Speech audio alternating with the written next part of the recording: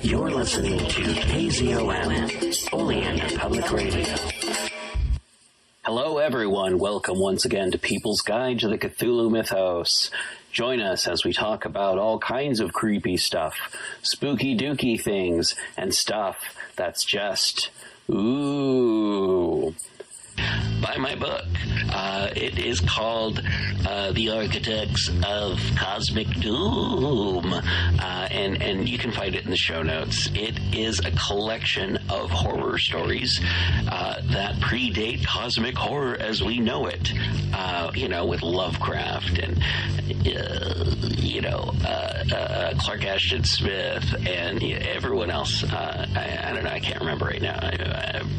Anyway. Robert E. Howard, thanks, Dave. But yeah, Ambrose Bierce is actually in the book, but no, this is cosmic horror, before pulps, before all that, and it covers a period of time from the mid 1800s to the early 20th century. And back to the show. Read and recorded by Betsy Bush, Marquette, Michigan, July 2006. The Shadows on the Wall by Mary E. Wilkins Freeman. Henry had words with Edward in the study the night before Edward died, said Caroline Glynn. She spoke not with acrimony, but with grave severity. Rebecca Ann Glynn gasped by way of assent. She sat in a wide flounce of black silk in the corner of the sofa and rolled terrified eyes from her sister Caroline to her sister Mrs. Stephen Brigham, who had been Emma Glynn, the one beauty of the family. The latter was beautiful still, with a large, splendid, full-blown beauty. She filled a great rocking chair with her superb bulk of femininity and swayed gently back and forth, her black silks whispering and her black frills fluttering. Even the shock of death, for her brother Edward lay dead in the house, could not disturb her outward serenity of demeanor. But even her expression of masterly placidity changed before her sister Caroline's announcement and her sister Rebecca Ann's gasp of terror and distress in response. I think Henry might have controlled his temper when poor Edward was so near his end, she said with an asperity which disturbed slightly the roseate curves of her beautiful mouth. Of course he did not know, murmured Rebecca Ann in a faint tone. Of course he did not know it, said Caroline quickly. She turned on her sister with a strange, sharp look of suspicion. Then she shrank as if from the other's possible answer. Rebecca gasped again. The married sister, Mrs. Emma Brigham, was now sitting up straight in her chair. She had ceased rocking and was eyeing them both intently, with a sudden accentuation of family likeness in her face. What do you mean? She said impartially to them both. Then she, too, seemed to shrink before a possible answer. She even laughed an evasive sort of laugh. Nobody means anything, said Caroline firmly. She rose and crossed the room toward the door with grim decisiveness. Where are you going? Asked Mrs. Brigham. I have something to see to, replied Caroline, and the others at once knew by her tone that she had some solemn and sad duty to perform in the chamber of death. Oh, said Mrs. Brigham. After the door had closed behind Caroline, she turned to Rebecca. Did Henry have many words with him? She asked. They were talking very loud, replied Rebecca evasively. Mrs. Brigham looked at her. She had not resumed rocking. She still sat up straight with a slight knitting of intensity on her fair forehead between the pretty rippling curves of her auburn hair. Did you ever hear anything? She asked in a low voice with a glance toward the door. I was just across the hall in the south parlor, and that door was open and this door ajar, replied Rebecca with a slight flush. Then you must have. I couldn't help it. Everything? Most of it. What was it? The old story. I suppose Henry was mad, as he always was, because Edward was living on here for nothing, when he had wasted all the money Father left him. Rebecca nodded with a fearful glance at the door. When Emma spoke again, her voice was still more hushed. I know how he felt, said she. It must have looked as if Edward was living at his expense, but he wasn't. No, he wasn't. And Edward had a right here according to the terms of Father's will, and Henry ought to have remembered it. Yes, he ought. Did he say hard things? Pretty hard from what I heard. What? I heard him tell Edward that he had no business here at all, and he thought he had better go away. What did Edward say? That he would stay here as long as he lived and afterward, too, if he was a mind to, and he would like to see Henry get him out. And then... What? Then he laughed. What did Henry say? I didn't hear him say anything, but... But what? I saw him when he came out of this room. He looked mad. You've seen him when he looked so. Emma nodded. The expression of horror on her face had deepened. Do you remember that time he killed the cat because she had scratched him? Yes, don't. Then Caroline re-entered the room. She went up to the stove, in which a wood fire was burning. It was a cold, gloomy day of fall, and she warmed her hands, which were reddened from recent washing in cold water. Mrs. Brigham looked at her and hesitated. She glanced at the door, which was still ajar. It did not easily shut, being still swollen with the damp weather of the summer. She rose and pushed it together with a sharp thud, which jarred the house. Rebecca started painfully with a half exclamation. Caroline looked at her disapprovingly. It is time you controlled your nerves, Rebecca, she said. Mrs. Brigham returned from the closed door, said imperiously that it ought to be fixed. It shut so hard. It will shrink enough after we have had the fire a few days, replied Caroline. I think Henry ought to be ashamed of himself for talking as he did to Edward, said Mrs. Brigham abruptly, but in an almost inaudible voice. Hush, said Caroline, with a glance of actual fear at the closed door. Nobody can hear with the door shut. I say again, I think Henry ought to be ashamed of himself. I shouldn't think he'd ever get over it, having words with poor Edward the very night before he died. Edward was enough sight better disposition than Henry, with all his faults. I never heard him speak a cross word, unless he spoke cross to Henry that last night. I don't know, but he did, from what Rebecca overheard. Not so much cross as sort of soft and sweet and aggravating, sniffed Rebecca. What do you think really ailed Edward? Asked Emma in hardly more than a whisper. She did not look at her sister. I know you said that he had terrible pains in his stomach and had spasms, but what do you think made him have them? Henry called it gastric trouble. You know Edward has always had dyspepsia. Mrs. Brigham hesitated a moment. Was there any talk of an examination? Said she. Then Caroline turned on her fiercely. No, said she in a terrible voice. No. The three sisters' souls seemed to meet on one common ground of terrified understanding through their eyes. The old-fashioned latch of the door was heard to rattle, and a push from without made the door shake ineffectually. It's Henry, Rebecca sighed rather than whispered. Mrs. Brigham settled herself, after a noiseless rush across the floor, into her rocking chair again, and was swaying back and forth with her head comfortably leaning back, when the door at last yielded, and Henry Glynn entered. He cast a covertly sharp, comprehensive glance at Mrs. Brigham with her elaborate calm, at Rebecca quietly huddled on the corner of the sofa with her handkerchief to her face, and only one small uncovered reddened ear, as attentive as a dog's, and at Caroline sitting with a strained composure in her armchair by the stove. She met his eyes quite firmly with a look of inscrutable fear, and defiance of the fear and of him. Henry Glynn looked more like this sister than the others. Both had the same hard delicacy of form and aquilinity of feature. They confronted each other with the pitiless immovability of two statues in whose marble lineaments emotions were fixed for all eternity. Then Henry Glynn smiled, and the smile transformed his face. He looked suddenly years younger, and an almost boyish recklessness appeared in his face. He flung himself into a chair with a gesture which was bewildering from its incongruity with his general appearance. He leaned his head back, flung one leg over the other, and looked laughingly at Mrs. Brigham.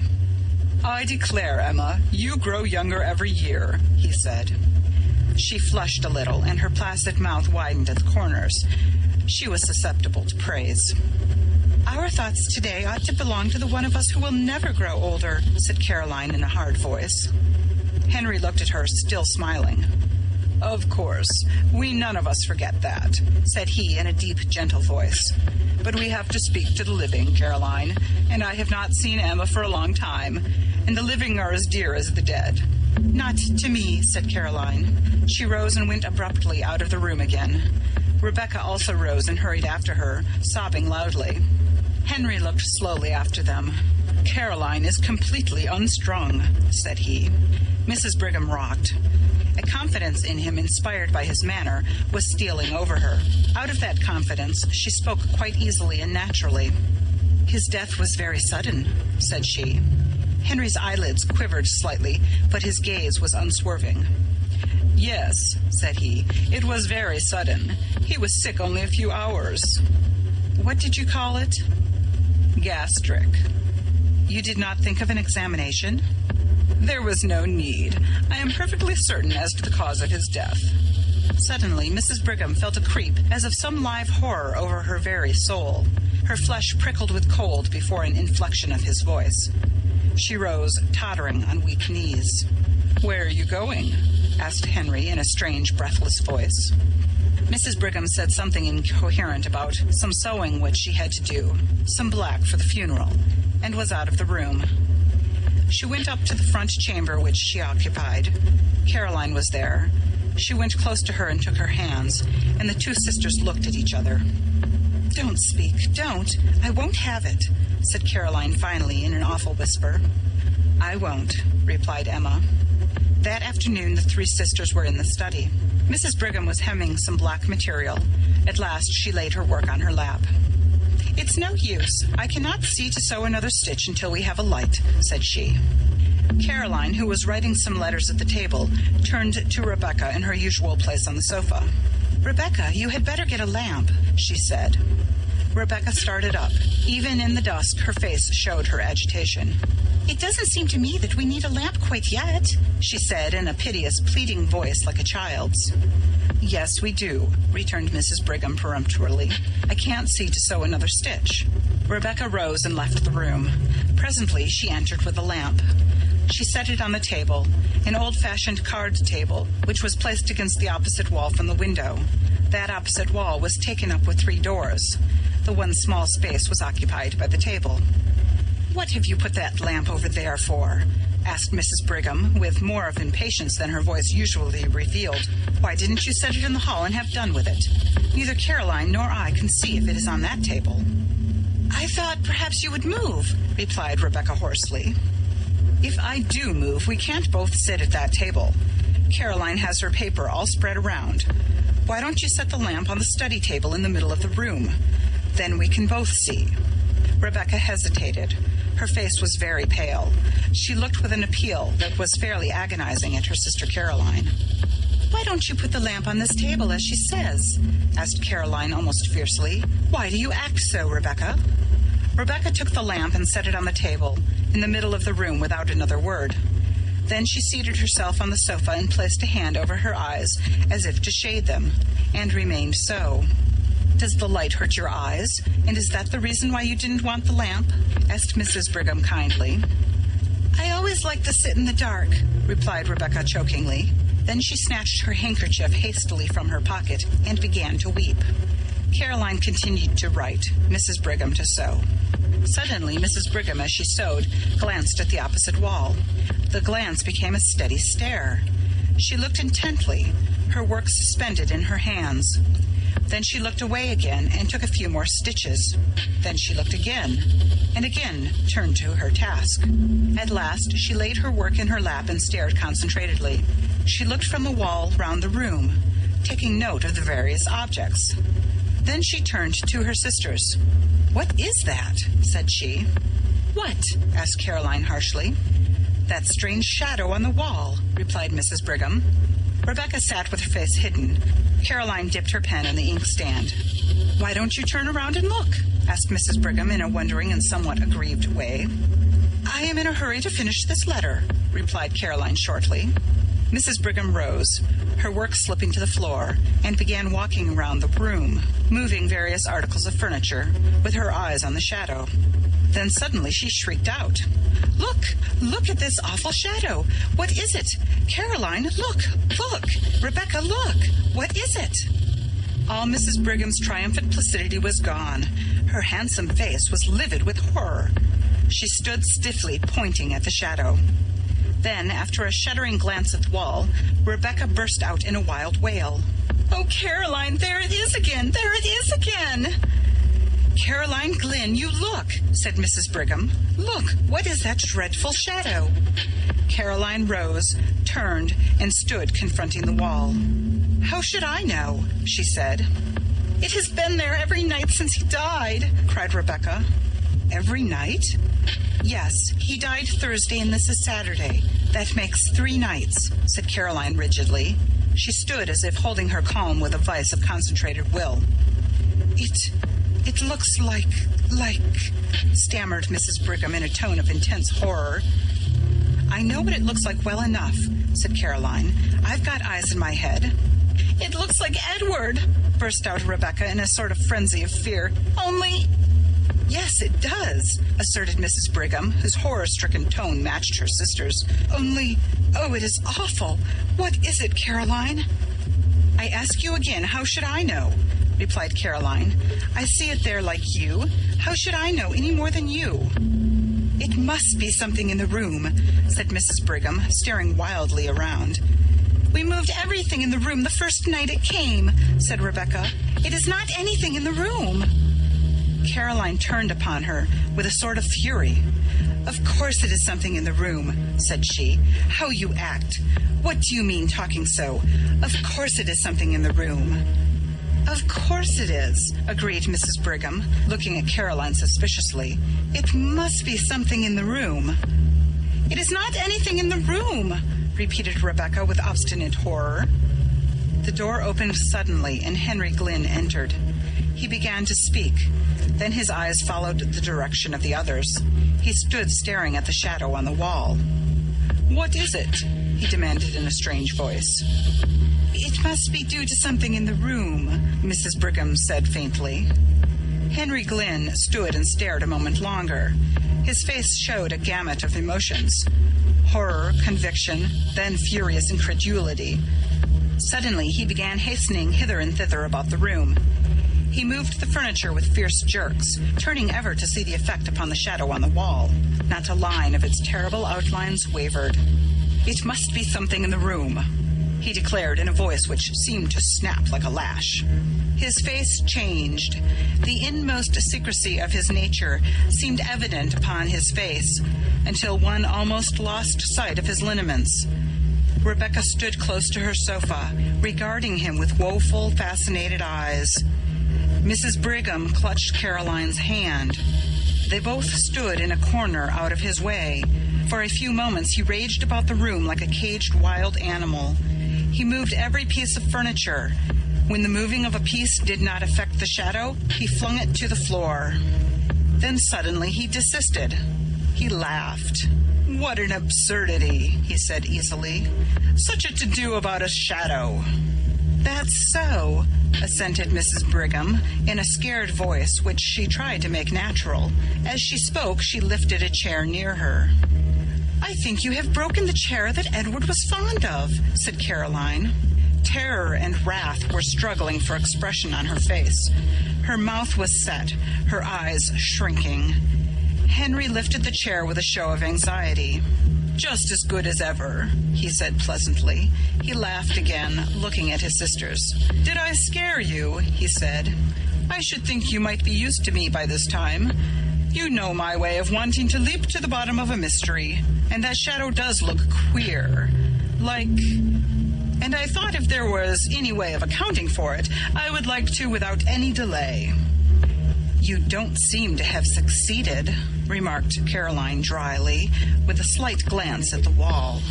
Henry's eyes followed hers, and he quivered perceptibly.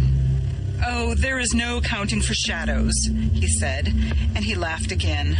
"A man is a fool to try to account for shadows." Then the supper bell rang, and they all left the room. But Henry kept his back to the wall, as did, indeed, the others. Henry led the way with an alert motion like a boy. Rebecca brought up the rear. She could scarcely walk, her knees trembled so. "I can't sit in that room again this evening," she whispered to Caroline after supper. "Very well, we will sit in the south room." replied Caroline. "I think we will sit in the south parlor," she said aloud. "It isn't as damp as the study, and I have a cold." So they all sat in the south room with their sewing. Henry read the newspaper, his chair drawn close to the lamp on the table. About 9 o'clock he rose abruptly and crossed the hall to the study. The three sisters looked at one another. Mrs. Brigham rose, folded her rustling skirts compactly around her, and began tiptoeing toward the door. "What are you going to do?" inquired Rebecca agitatedly. "I am going to see what he is about," replied Mrs. Brigham cautiously. As she spoke, she pointed to the study door across the hall. It was ajar. Henry had striven to pull it together behind him, but it had somehow swollen beyond the limit with curious speed. It was still ajar, and a streak of light showed from top to bottom. Mrs. Brigham folded her skirts so tightly that her bulk with its swelling curves was revealed in a black silk sheath, and she went with a slow toddle across the hall to the study door. She stood there, her eye at the crack. In the south room, Rebecca stopped sewing and sat watching with dilated eyes. Caroline sewed steadily. What Mrs. Brigham, standing at the crack in the study door, saw was this. Henry Glynn, evidently reasoning that the source of the strange shadow must be between the table on which the lamp stood and the wall, was making systematic passes and thrusts with an old sword, which had belonged to his father, all over and through the intervening space. Not an inch was left unpierced. He seemed to have divided the space into mathematical sections. He brandished the sword with a sort of cold fury and calculation. The blade gave out flashes of light. The shadow remained unmoved. Mrs. Brigham, watching, felt herself cold with horror. Finally, Henry ceased and stood with the sword in hand and raised as if to strike, surveying the shadow on the wall threateningly. Mrs. Brigham toddled back across the hall and shut the south room door behind her before she related what she had seen. "He looked like a demon," she said again. "Have you got any of that old wine in the house, Caroline? I don't feel as if I could stand much more." "Yes, there's plenty," said Caroline. "You can have some when you go to bed." "I think we all had better take some," said Mrs. Brigham. "Oh, Caroline, what—" "Don't ask. Don't speak," said Caroline. "No, I'm not going to," replied Mrs. Brigham. "But—" Soon the three sisters went to their chambers, and the south parlor was deserted. Caroline called to Henry in the study to put out the light before he came upstairs. They had been gone about an hour when he came into the room bringing the lamp, which had stood in the study. He set it on the table and waited a few minutes, pacing up and down. His face was terrible. His fair complexion showed livid, and his blue eyes seemed dark blanks of awful reflections. Then he took up the lamp and returned to the library. He set the lamp on the center table, and the shadow sprang out on the wall. Again he studied the furniture and moved it about, but deliberately, with none of his former frenzy. Nothing affected the shadow. Then he returned to the south room with the lamp and again waited. Again he returned to the study and placed the lamp on the table, and the shadow sprang out upon the wall. It was midnight before he went upstairs. Mrs. Brigham and the other sisters, who could not sleep, heard him. The next day was the funeral. That evening, the family sat in the south room. Some relatives were with them. Nobody entered the study until Henry carried a lamp in there after the others had retired for the night. He saw again the shadow on the wall leap to an awful life before the light. The next morning at breakfast, Henry Glynn announced that he had to go to the city for 3 days. The sisters looked at him with surprise. He very seldom left home, and just now his practice had been neglected on account of Edward's death. "How can you leave your patients now?" asked Mrs. Brigham wonderingly. "I don't know how to, but there is no other way," replied Henry easily. "I have had a telegram from Dr. Mitford." "Consultation?" inquired Mrs. Brigham. "I have business," replied Henry. Dr. Mitford was an old classmate of his who lived in a neighboring city and who occasionally called upon him in the case of a consultation. After he had gone, Mrs. Brigham said to Caroline that, after all, Henry had not said that he was going to consult with Dr. Mitford, and she thought it very strange. Everything is very strange, said Rebecca with a shudder. What do you mean? Inquired Caroline. Nothing, replied Rebecca. Nobody entered the study that day, nor the next. The third day, Henry was expected home, but he did not arrive, and the last train from the city had come. I call it pretty queer work, said Mrs. Brigham, the idea of a doctor leaving his patients at such a time as this, and the idea of a consultation lasting 3 days. There is no sense in it, and now he has not come. I don't understand it for my part. I don't either, said Rebecca. They were all in the south parlor. There was no light in the study. The door was ajar. Presently, Mrs. Brigham rose. She could not have told why. Something seemed to impel her, some will outside her own. She went out of the room, again wrapping her rustling skirts round that she might pass noiselessly, and began pushing at the swollen door of the study. She has not got any lamp, said Rebecca in a shaking voice. Caroline, who was writing letters, rose again, took the only remaining lamp in the room, and followed her sister. Rebecca had risen, but she stood trembling, not venturing to follow. The doorbell rang, but the others did not hear it. It was on the south door on the other side of the house from the study. Rebecca, after hesitating until the bell rang the second time, went to the door. She remembered that the servant was out. Caroline and her sister Emma entered the study. Caroline set the lamp on the table. They looked at the wall, and there were 2 shadows. The sisters stood clutching each other, staring at the awful things on the wall. Then Rebecca came in, staggering, with a telegram in her hand. "Here is a telegram," she gasped. "Henry is dead." End of Shadows on the Wall by Mary E. Wilkins Freeman.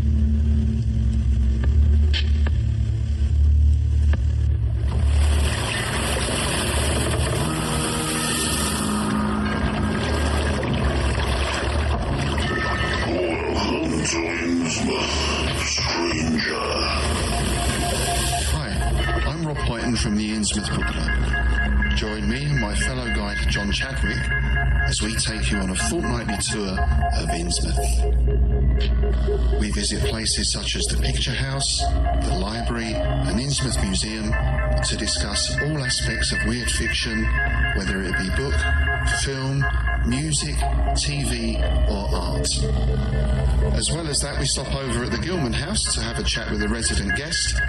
That includes authors, artists, musicians, in fact Lovecraftian creatives of all types. You can find our free shows on Patreon, and there you can also sign up as a patron, which brings you bonus content, plus a monthly PDF copy of Innsmouth News, which features articles, author spotlights, all the latest news and reviews, and more. You can find us at patreon.com/InnsmouthBC.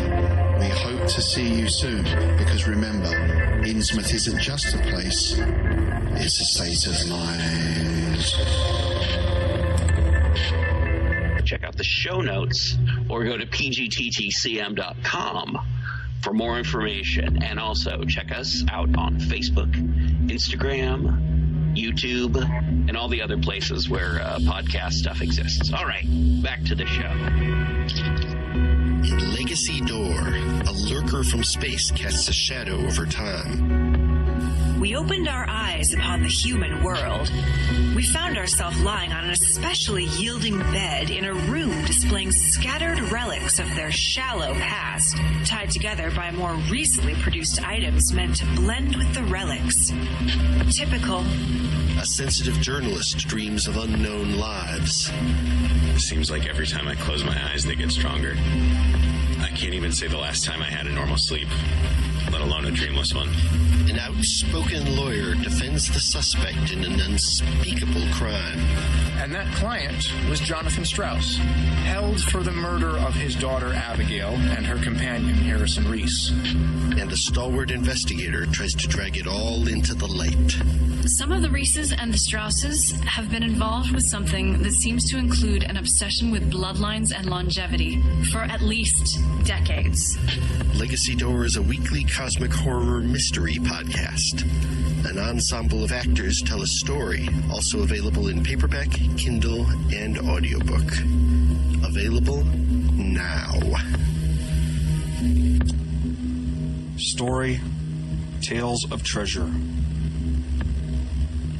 There are still to be seen near Flensborg the ruins of a very ancient building.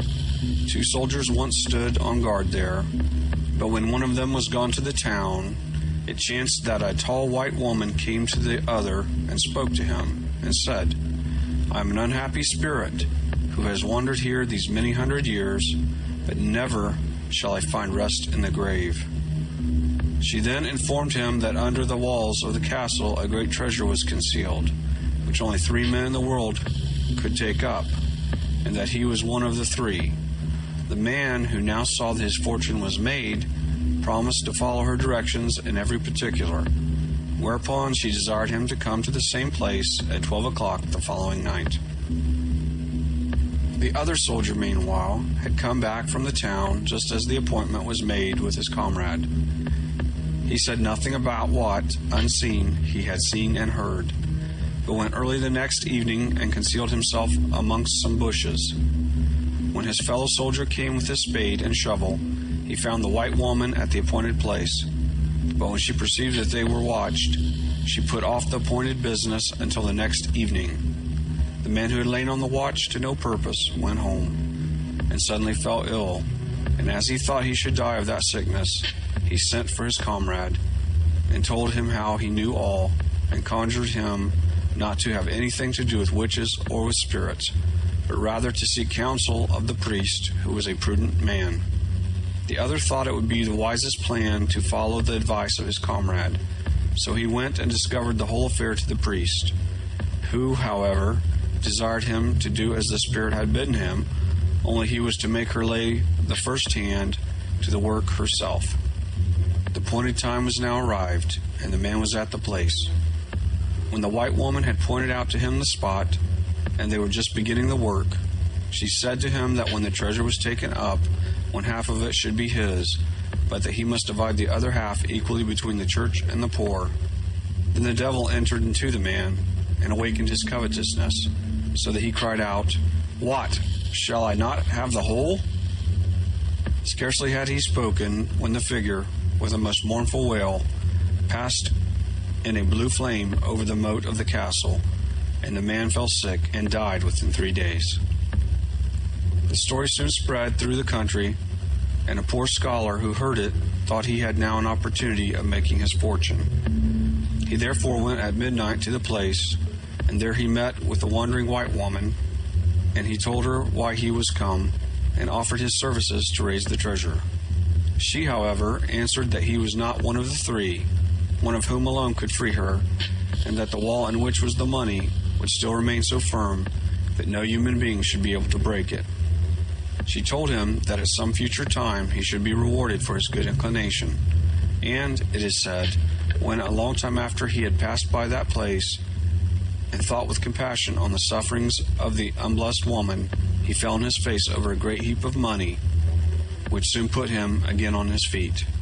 The wall still remains undisturbed, and as often as anyone has attempted to throw it down, whatever is thrown down in the day is replaced again in the night. 3 men went once in the night time to Klemhoy to try their luck, for a dragon watches there over a great treasure. They dug into the ground, giving each other a strict charge not to utter a word whatever might happen, otherwise all their labor would be in vain. When they had dug pretty deep, their spades struck against a copper chest. They then made signs to one another, and all, with both hands, laid hold of a great copper ring that was on the top of the chest, and pulled up the treasure. When they had just got it into their possession, one of them forgot the necessity of silence and shouted out, "One pull more and we have it." That very instant the chest flew away out of their hands to the lake Sorup. But as they all held hard on the ring, it remained in their grasp. They went and fastened the ring on the door of St. Olaf's Church, and there it remains to this very day. Near Dangstrup there is a hill which is called Dangberg Dons. Of this hill it is related that it is at all times covered with a blue mist, and that under it there lies a large copper kettle full of money. One night 2 men went there to dig after this treasure, and they had got so far as to lay hold of the handle of the kettle. All sorts of wonderful things began then to appear to disturb them at their work. One time a coach, drawn by 4 black horses, drove by them. Then they saw a black dog with a fiery tongue. Then there came a cock drawing a load of hay. Still the men persisted in not letting themselves speak, and still dug on without stopping. At last a fellow came limping up to them and said, "See, Dangstrup is on fire." When the men looked towards the town, it appeared exactly as if the whole place were in bright flame. Then at length one of the men forgot to keep silence, and the moment he uttered an exclamation, the treasure sank deeper and deeper, and as often since as any attempt has been made to get it up, the trolls have, by their spells and artifices, prevented its success. The end. Folklore and Legends. Scandinavian. Author various. Story. Tales of Treasure.